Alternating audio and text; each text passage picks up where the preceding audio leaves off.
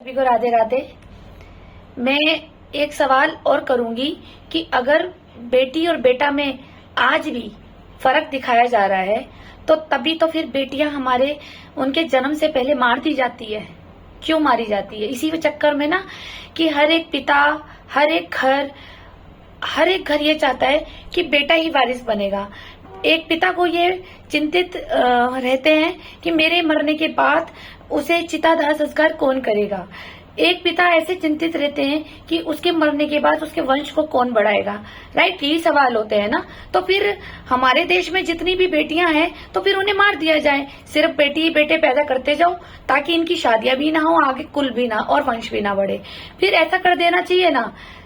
लेकिन आज जब एक प्रॉपर्टी पे नजर आ रही है भूमाफियों की, मैं उन भूमाफियों से पूछूं, मेरे भाई लोग और जो भी मेरे पिता समान लोग हैं, मैं उनसे पूछना चाहूंगी, क्या आप लोगों के घर में बहनें नहीं है? क्या आप लोगों के घर में बेटियां नहीं है? कुछ ऐसे भी होंगे जिनके बेटे नहीं है, तो क्या अपनी संपत्ति आप किसी और भूमाफियों को दान में करके जाओगे?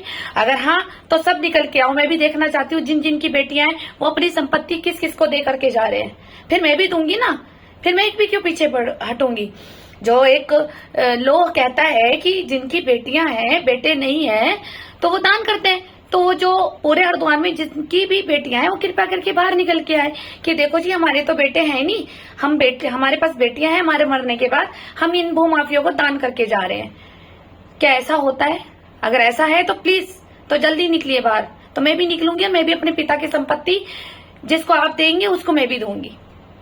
अगर मैंने अपने पिताजी का सब कुछ संभाला है और मैं है ना, हम दो बेटियों ने किया है, कोई तीसरा पुत्राधिकारी तो था नहीं चितादाह संस्कार करने वाला। चलो चितादाह संस्कार भी छोड़ो, कोई भी कर देता है आजकल तो फैमिली में।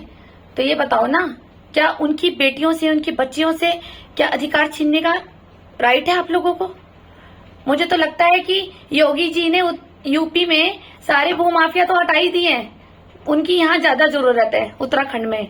मैं योगी जी को भी बहुत मेरे फेवरेट है, वो बहुत न्याय की उसमें चलते हैं।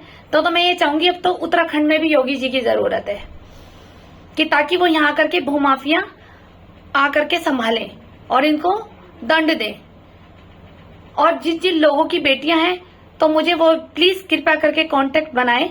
और सब एक जगह इकट्ठे होते हैं मोती बाजार में, सब अपनी प्रॉपर्टी दान करते हैं, तो मैं भी करूंगी। मुझे भी तो रास्ता मिलना चाहिए, किसको आप दान कर रहे हो तो मैं भी दान करूंगी। और हाँ, एक बात और जरूर कहूंगी कि जो ये भूमाफिया लोग ये बोलते हैं ना कि बेटियां वारिस नहीं होती, बेटे वारिस नहीं होते, हमेशा ध्यान रखना वृद्ध आश्रम में उन्हीं की माएं रोटियां खा रही हैं जिनके बेटे हैं, और जिनकी बेटियां हैं ना वो उनकी बेटियां और दामाद को साथ माता पिता रह रहे हैं। आप जरा पता कर लेना वृद्ध आश्रम में जाके, हर किसी औरत के, हर किसी आंटी के, हर एक माता जी का बेटा जरूर मिलेगा, लेकिन वो वृद्ध आश्रम में गरीबों की तरह रोटियां खा रहे हैं।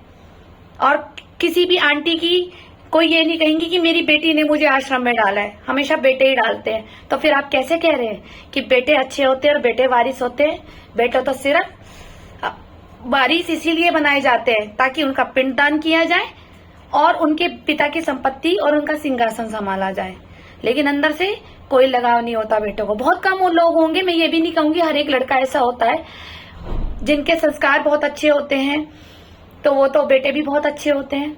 ये तो माता पिता के संस्कार है ना। ऐसे भूमाफिया लोग ऐसी हरकत करके ये दिखाते हैं कि देखो हमारे संस्कार क्या है, कि हम दूसरे की प्रॉपर्टी पे नजर मारते हैं और उनको हड़पते हैं, परेशान करते हैं, टॉर्चर करते हैं उनकी बहू बेटियों को, और फिर उनकी प्रॉपर्टी हड़प के खाते हैं या फिर उन्हें जान से मार दिया जाता है।